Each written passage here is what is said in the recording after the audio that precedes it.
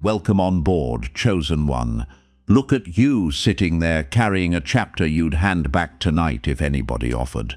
When it happened, when you got through it. When you decided, somewhere afterwards, that it would be the thing you never mentioned and built the rest of your life on top of it. Look at what it left in you. Look at who comes to you because of it. Look at what it's actually worth. Hit that like button and subscribe to pay this energy back and push this message to every chosen one who's been apologizing for the best thing about them. Here's what you've never been told about the part of your story you delete. Nobody can see it. That's the first thing, and it's worth getting straight before anything else. It isn't visible. It isn't readable. Almost nobody in your life knows it exists, and the ones who do know don't think about it the way you assume they do. What is visible is what it left behind. And that residue is the most valuable thing about you in every room you've ever walked into. It's why certain people tell you the truth within 4 minutes of meeting you. It's why somebody in genuine trouble comes to you rather than to somebody more successful, better connected, or in a much better position to actually help them. It's the one quality in the whole of human interaction that cannot be studied, purchased, or performed. There's no route to it except through the thing you delete. There was a time when you didn't have it. That's worth remembering, and most people won't let themselves. Before that chapter, you were somebody else. Lighter, probably, easier in certain ways, and nobody came to you with anything. Nobody. Not one person. Think about it honestly and take your time with it. Before it happened, were you the person anybody brought their worst thing to? You weren't. You were fine and pleasant, and nobody handed you anything heavy because there was nothing in you that could hold it. And then it happened, and you got through it, and you decided it would be the thing you never mentioned. That was the right decision, mostly. Not because of shame, though shame was in it. Because things like that don't get received well by people who haven't been through anything, and you learned that fast. So you built the rest of your life on top of it, and you've been managing it ever since, and you've spent years quietly hoping that nobody would ever find out. Here's what you missed while you were managing it. Everybody has been reading it the entire time, not the story. Nobody knows the story.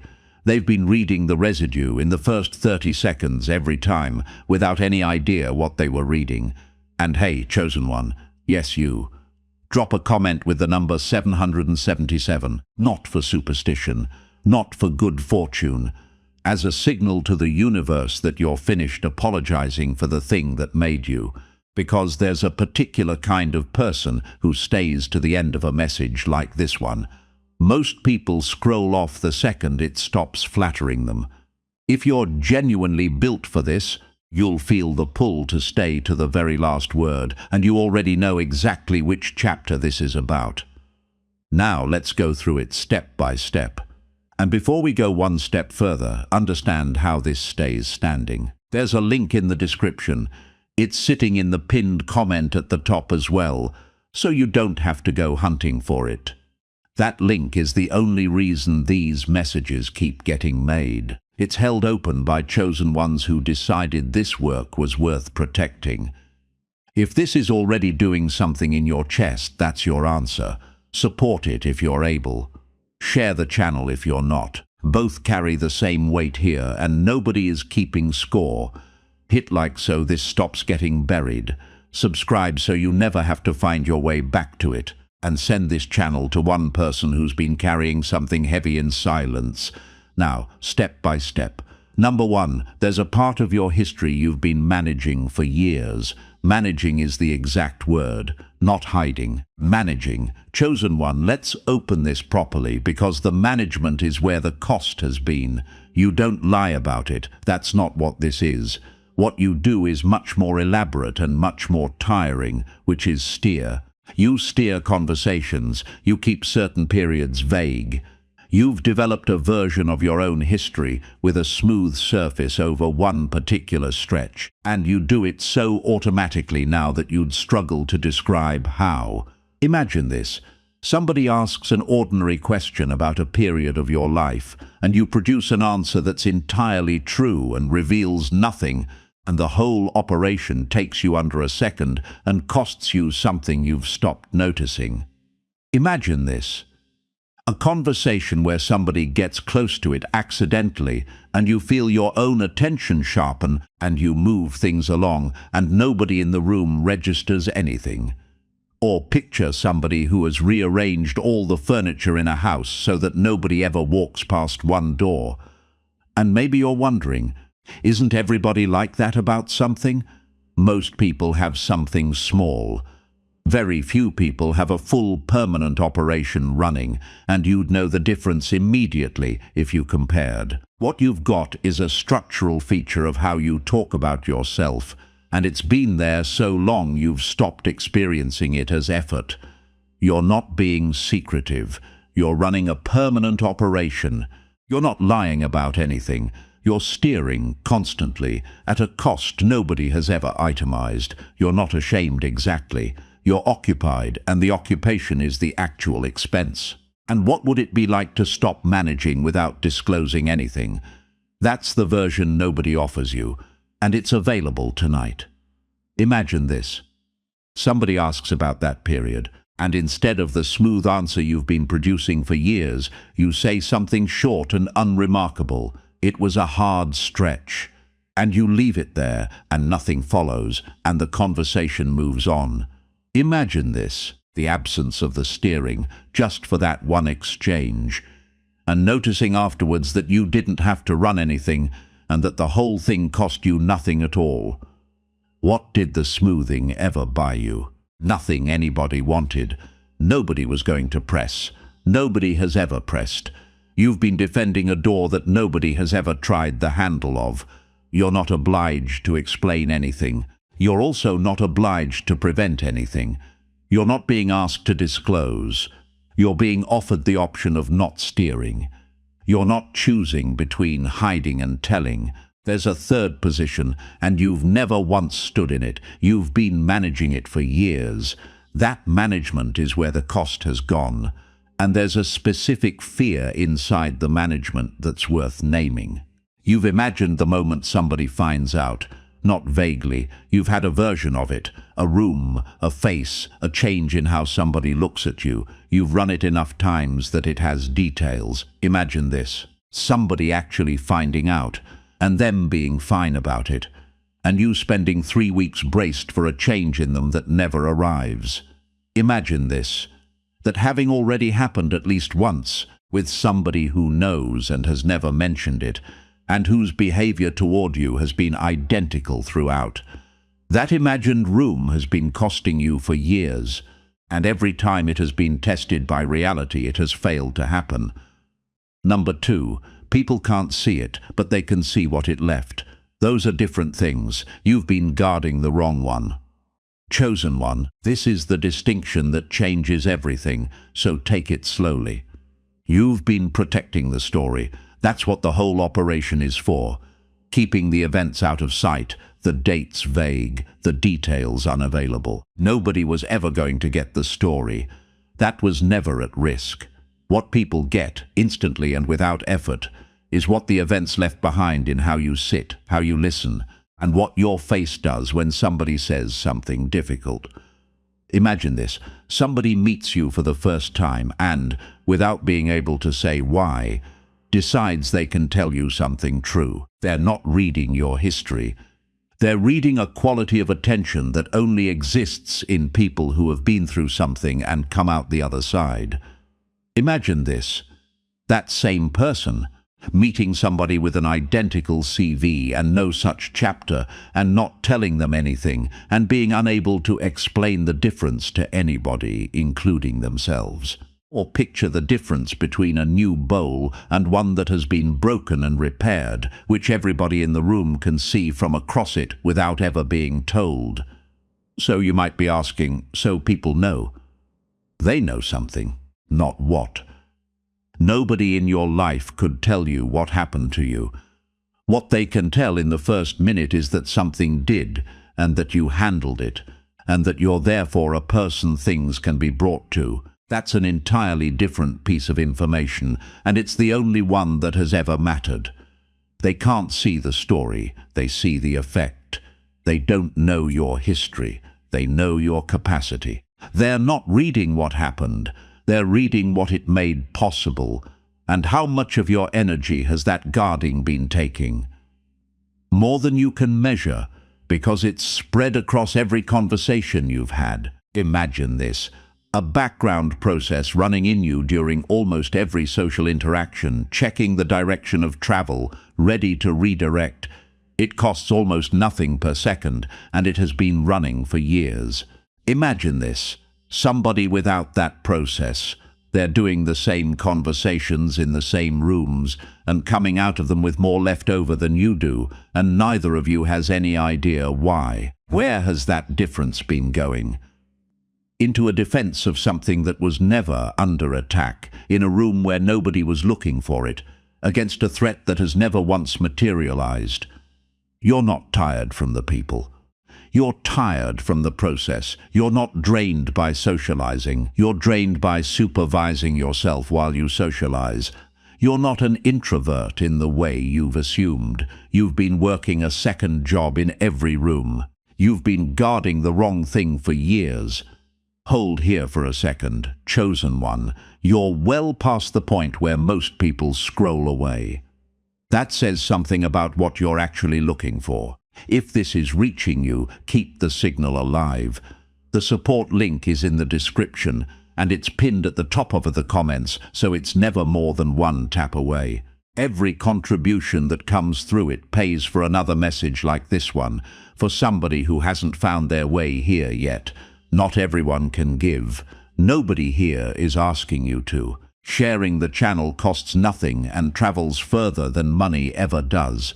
So take whichever one is yours, like the video, subscribe, pass this channel to someone who needs to hear that they weren't imagining it. Back to it. Number 3, what it left is the only thing that can't be faked. Everything else can be. That's what makes this valuable. Chosen one, this is the economics of it, and it's worth understanding properly.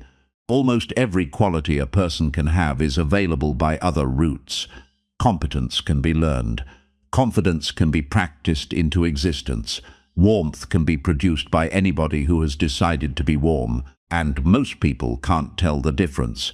There's exactly one quality with no substitute, and it's the specific stillness of somebody who has already been to the bottom of something. Imagine this. Somebody trying to produce that in a conversation, nodding at the right moments, saying the right things, having read about how to hold space for people. And the person opposite feeling within a minute that something isn't landing and being unable to say what. Imagine this. Somebody who has it saying almost nothing at all, and the person opposite feeling permitted to say the true thing for the first time in months. Or picture the difference between new steel and steel that has been through fire, which no amount of finishing can imitate. And maybe you're wondering, what actually is the quality? It's the absence of alarm. That's all it is. Somebody tells you something appalling and you don't flinch, don't rush to fix it, don't need it resolved so that you can be comfortable again. You can sit in it because you've sat in worse, and everybody can feel the difference between somebody who can sit in it and somebody who is enduring the conversation. You're not more compassionate than other people. You're less alarmed. You're not better at listening. You're harder to frighten. You're not naturally trusted. You're demonstrably survivable, to be honest, around. And here's a way to check that this is real rather than flattering. Think of somebody you've met who obviously had it. You'll be able to. Imagine this. Somebody you met once who you'd have told anything to, immediately, without knowing why. You couldn't have said what it was about them.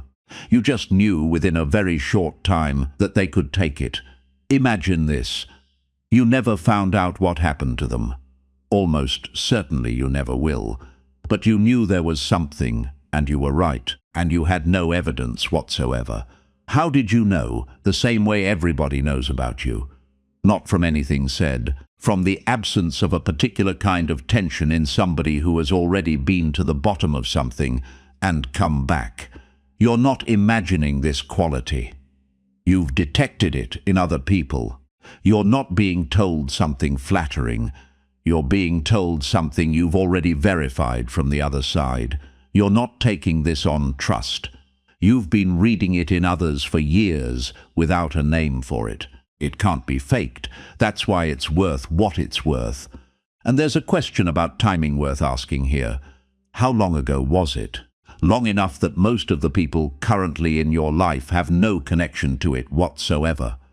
That's usually the case, and almost nobody notices.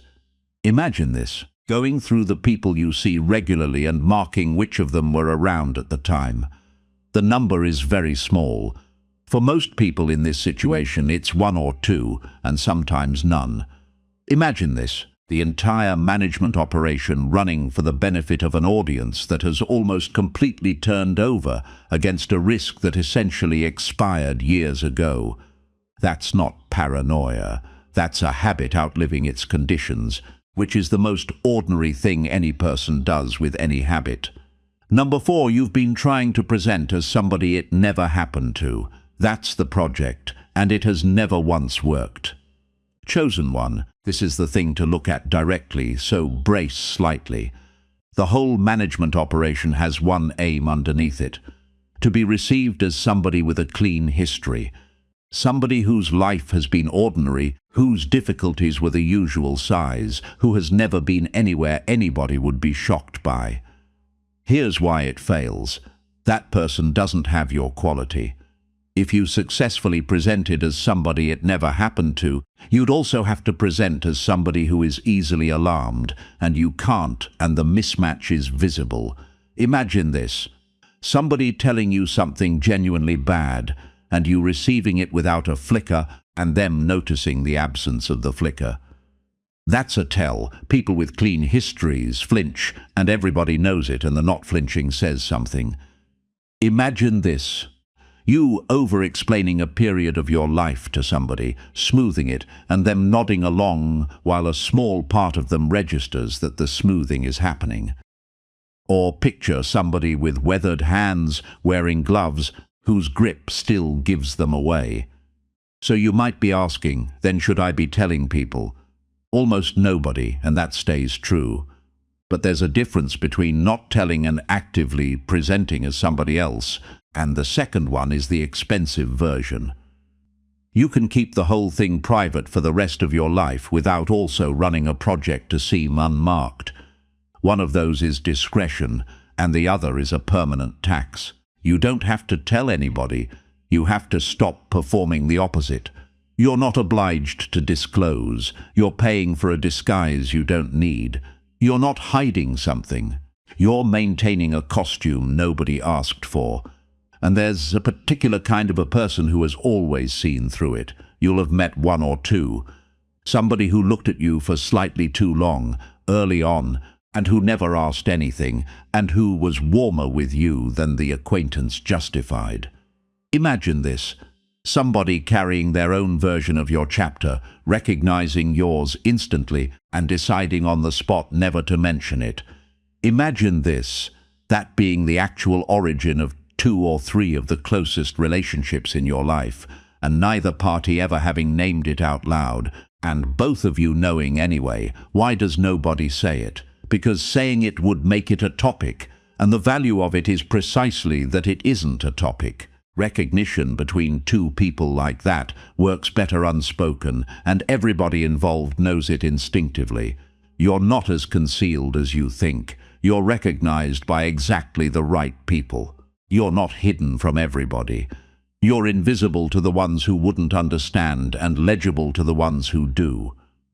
You're not alone in this room. There are others, and you've already met some of them. The project has never worked. It was never going to. Number 5, the ones who come to you are reading the residue, not the story. Think about who comes to you. That list is the evidence. Chosen one, this is the part you can verify tonight against your own life. There are people who bring you things, not everybody. A specific set. and they don't necessarily bring you their good news, and they aren't necessarily your closest friends. They're the ones who arrive when something has gone badly wrong. You've never asked why it's you. Imagine this. Somebody choosing, in the worst week of their life, to call you rather than somebody more capable, better connected, or actually in a position to fix it. That choice wasn't about capability. Nobody in crisis wants a fixer first. They want somebody who won't be frightened by it. Imagine this. That same person, if you asked why they came to you, being unable to answer beyond something vague. They don't know either. They only know where it was safe to take it. Or picture water finding the one place in a wall that has already been through weather and held. And maybe you're wondering, isn't that just because I'm kind? There are plenty of kind people in everybody's life, and they don't get brought the worst things. Kindness is available in enormous supply. What's scarce is somebody who can be told the whole of something without needing to be reassured afterwards, and that scarcity is entirely produced by the chapter you'd delete. They're not coming to you for kindness. They're coming for capacity. They're not choosing you for your advice. They're choosing you for your steadiness. They're not drawn to your character. They're drawn to what your history left in it. And there's something worth noticing about how those conversations go. You don't do much. That's the part that has always confused you. Imagine this. Somebody comes to you with something terrible, and you say almost nothing useful, and they leave saying that talking to you helped enormously, and you go away slightly baffled because you know you didn't do anything. Imagine this. Somebody else, better at advice than you, in the same situation, saying several genuinely helpful things, and the person leaving feeling worse. What's the difference? You weren't trying to move them anywhere. Everybody in trouble has been handled all week by people trying to move them somewhere. What they came to you for was 1 hour of not being moved, and you supplied it by not knowing what else to do. You're not helping them badly. You're the only one not managing them. You're not short of advice. You're short of the urge to fix, which is the whole service. You're not doing nothing in those conversations. You're doing the one thing nobody else in their life can do. The people who come to you are the evidence. Go and look at the list. And there's something to say about the version of you that got through it. You didn't handle it well. You'll insist on that, and you're probably right. Imagine this. Going back through that period, honestly. There are things you did that you're not proud of. Decisions made badly. People treated worse than they deserved. That's true of everybody who has been through anything, and nobody ever mentions it. Imagine this. Understanding that surviving something and handling it well are two completely different measures, and that only one of them was ever available. The residue doesn't come from having handled it gracefully. It comes from having been there. Grace was never a requirement, and it has never once been part of the qualification. Number 6, an unmarked person is useless in a crisis, and everybody knows it. Not unkind, useless in the exact sense. Chosen one, this is the harsh version, and it's the true one. Somebody who has never been through anything cannot receive somebody who is going through something. It isn't a failure of character. They simply have no reference for it, and everything they offer is aimed at ending the discomfort rather than staying inside it. And everybody in trouble knows this instinctively within one conversation and adjusts who they talk to permanently. Imagine this, somebody in a bad season telling a person with a clean history and watching that person become visibly uncomfortable and immediately starting to manage them, softening it, adding reassurance, making it smaller so the listener can cope. Imagine this. The same person telling you and not doing any of that, and noticing halfway through that they've stopped editing and feeling something release that hasn't released in weeks. Or picture somebody looking for a step that will hold and finding the worn one rather than the new one. So you might be asking, is that fair on people who've had easy lives? It isn't about fairness, and it isn't a judgment. Nothing is wrong with them. They simply haven't got the equipment, and there's only one way to acquire it, and nobody would recommend that route to anybody. That's the whole cruelty and the whole value of this in one sentence. They're not worse people. They're unequipped. They don't care less. They can't hold as much. They're not failing anybody. They've never been issued the thing that would let them help. And there's a version of this that should soften how you see certain people. Somebody in your life has let you down in a bad moment. You've held it against them. Imagine this. That person had nothing available. Not unwillingness. No equipment. They'd never been anywhere near what you were describing, and their whole system went into a kind of panic that came out as awkwardness or advice, or changing the subject. Imagine this. You reading that as not caring, and them going home afterwards knowing they'd handled it badly and being unable to explain to themselves why. Were they failing you? In effect, yes, and it hurt, and that's real. In intention, no. And the difference matters because you've been carrying a grudge that belongs to a shortage rather than to a choice. You weren't let down by somebody who didn't care. You were let down by somebody unequipped. You didn't misjudge them. You misattributed the cause. You're not owed better from them. You're owed better from people who have the equipment, and there are some, and you already know who. An unmarked person can't hold this. Everybody in trouble knows it. And there's a comparison worth running, uncomfortable as it is. Think of somebody you know who has been through something similar and doesn't hide it. Not somebody who announces it. Somebody for whom it's simply a known fact about their life. Imagine this. Nobody thinks less of them. You don't think less of them.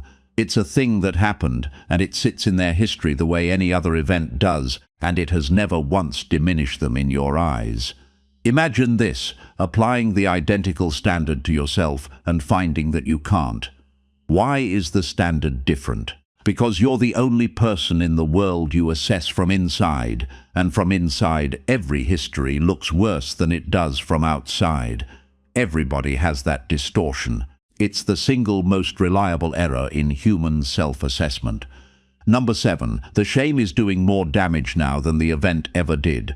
The event is over. The shame is still running. Chosen one, this is the part that costs you every week. So let's be precise about it. Whatever happened, happened. It has a beginning and an end, and it is finished. And however bad it was, it stopped. The shame has no end date. It's been running continuously in the background for years, and it fires several times a week without anybody triggering it. Imagine this. A perfectly ordinary conversation where somebody mentions a topic adjacent to it, and something in your chest moves, and you carry that for the next 20 minutes while appearing entirely normal. Imagine this, doing that arithmetic across a decade. The event took a period of your life. The shame has taken a small piece of every week since, and the total is larger. Or picture a wound that healed years ago being bandaged every single morning by somebody who has forgotten it closed. And maybe you're wondering, how do I stop something like that? Not by deciding to. Shame doesn't respond to decisions. What it does respond to, slowly, is being looked at in a different light often enough. And the light in this message is the accurate one. The thing you're ashamed of is the thing producing the quality that everybody values in you. Hold that reading long enough, and the shame loses its footing, not all at once, but genuinely. The event ended. The shame didn't. The damage was finite. The management has been continuous. You're not still suffering from what happened. You're paying maintenance on how you feel about it. And there's one specific place the shame shows up that you should watch for.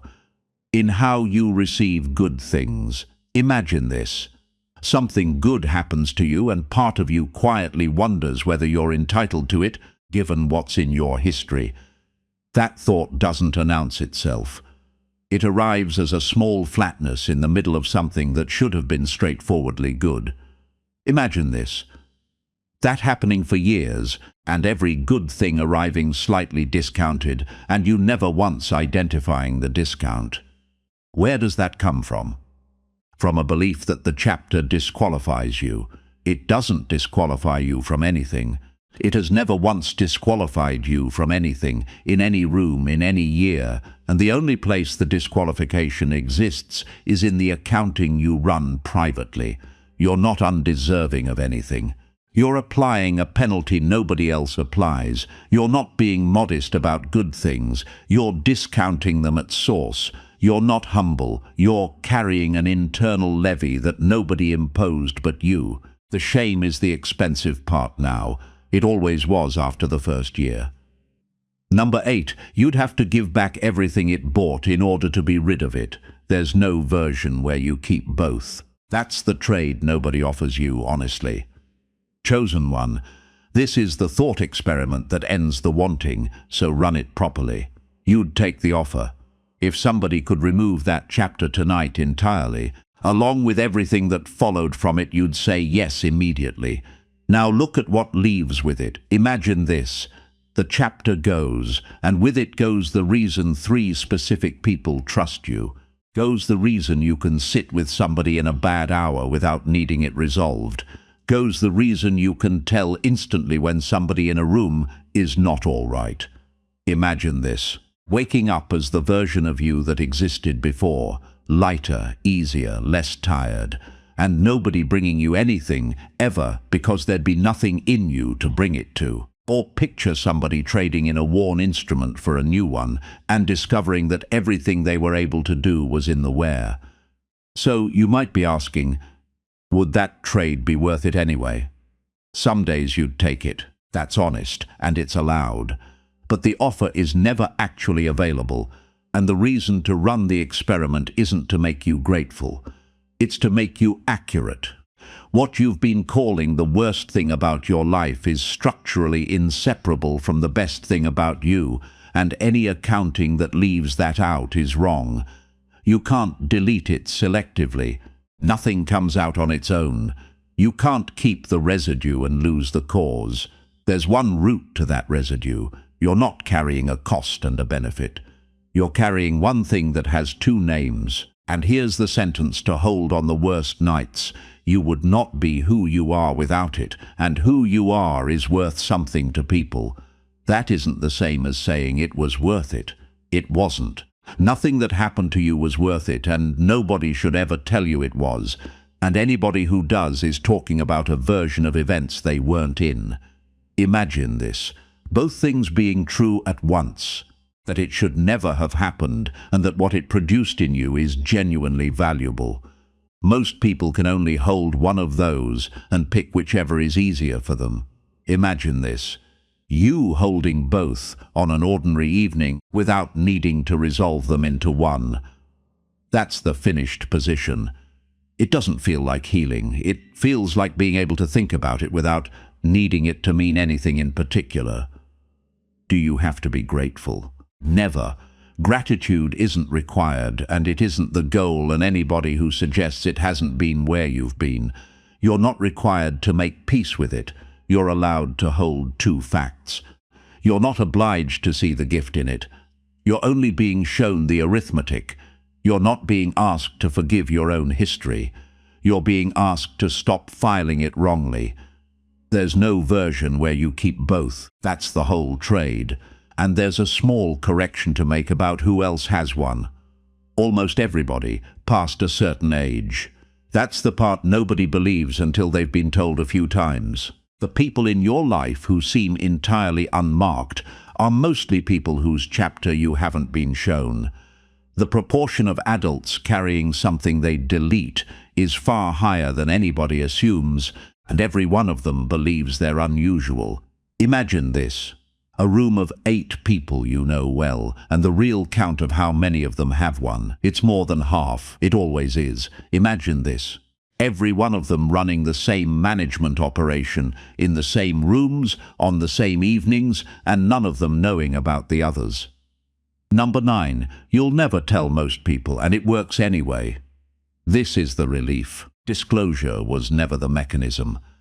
Chosen one, this one takes a weight off, so take it fully.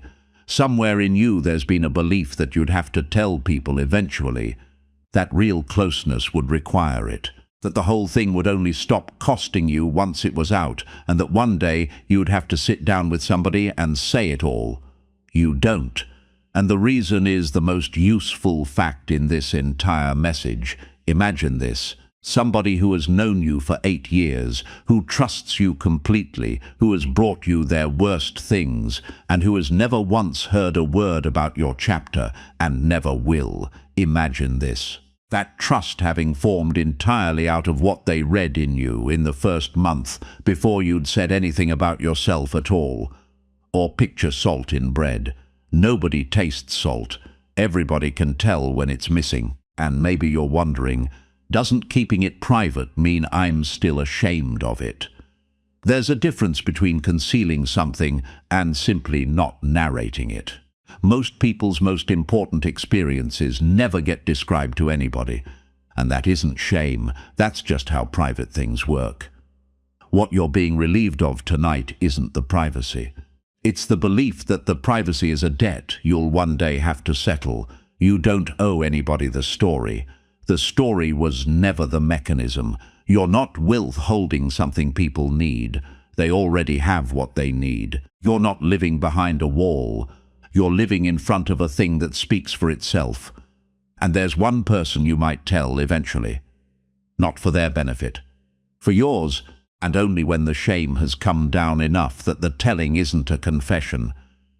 Imagine this, you telling somebody in 5 years' time in an ordinary voice without apology in it anywhere, and them receiving it the way you'd receive it, which is without alarm, and the conversation moving on within 10 minutes.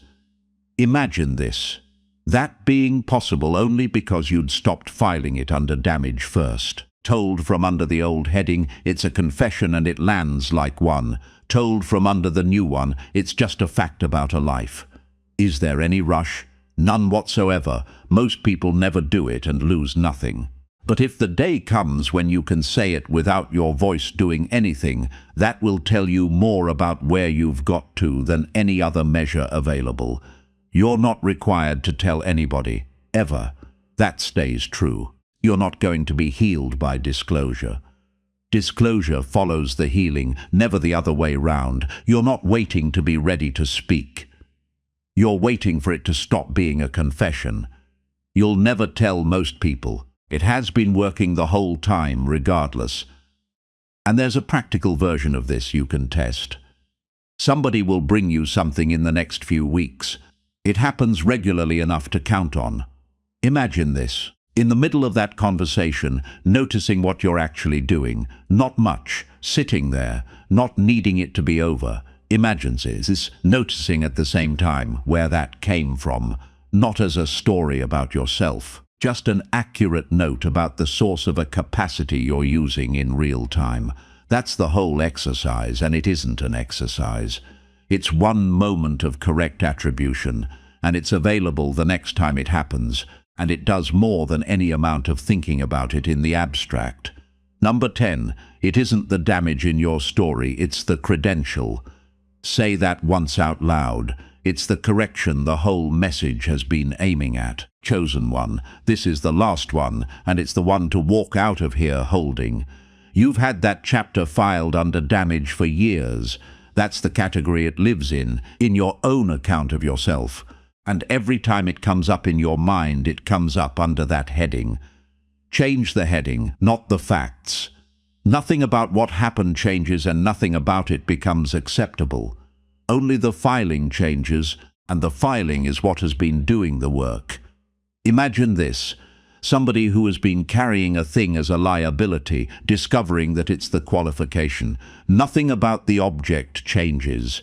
Everything about how they hold it does, and it happens in about 4 seconds and never fully reverses. Imagine this. The next time it surfaces in your mind, on some ordinary evening, arriving under the new heading instead of the old one, it'll still be heavy, it won't be shameful, and the difference between those two is most of what you've been carrying. Or picture a bridge that got tested by a flood and passed, and is now the one everybody uses when the water rises. So you might be asking, does this actually change anything? It changes the only thing that was ever changeable. The events are fixed. The residue is fixed, and it's already been working for years without your permission.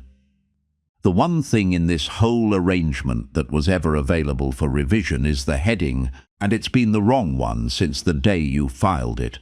It isn't damage, it's the credential. It isn't the flaw in the story.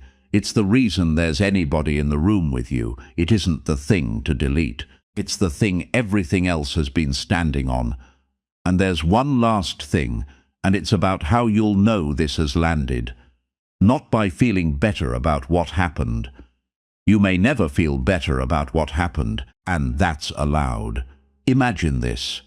Somebody brings you something heavy 6 months from now, and you sit with them the way you always have. And afterwards, instead of the usual small confusion about why they came to you, something in you simply knows. Imagine this, that knowing being quiet. No pride in it, no story about yourself attached, just an accurate understanding of what you're doing there and where the capacity came from. What changes at that point? Nothing visible, the same conversations, the same you, the same silence about your own history. Only the private accounting is different, and the private accounting has been the expensive part for years. You're not going to feel different about the past. You're going to stop miscosting it. You're not going to be healed by this. You're going to be accurate, which is the thing that was actually missing. You're not carrying a liability. You've been carrying the qualification filed wrongly since the day you got it. That chapter is the credential. It always has been. And now, chosen one, everything comes full circle. Go back to the beginning of this. A chapter you'd hand back tonight if anybody offered. Nobody is going to offer, and you should be glad. Everything you'd be handing back with it is the part of you that other people can feel from across a room, and none of it is available by any other route, and nobody who has it got it cheaply. You've spent years managing the story and guarding the wrong thing. The story was never at risk. What people have been reading is what the story left. They've been reading it correctly from the first minute, in every room, with no idea at all what was in front of them. That's why the specific people who come to you come to you. That's why somebody in real trouble picks you over people better placed to help. That's why you can be told the whole of something without needing it made smaller first. Nobody's going to explain this to you. The people who read it in you can't name what they're reading, and the ones who might understand it are carrying their own version and don't discuss theirs either. What you've got is the evidence in your own life. The list of who comes to you, the conversations that go somewhere with you and stop with other people, the fact that strangers say true things to you inside 5 minutes and have done for years. That's not your personality. That's the residue, and you know exactly what left it. Imagine this. Somebody in your life recently who told you something they have told nobody else, and who felt lighter walking away from it, and who has never once wondered why they picked you. Imagine this, that having happened not several times over years in different circumstances, with people who have nothing in common except that they were in trouble and you were reachable. Stop apologizing for the thing that made you the only person in the room worth telling. Your rise isn't coming. It's been sitting inside the chapter you've spent years wishing away. If this message hit home, chosen one, like the video, subscribe, drop 77 in the comments, and share this with someone who's been apologizing for the best thing about them.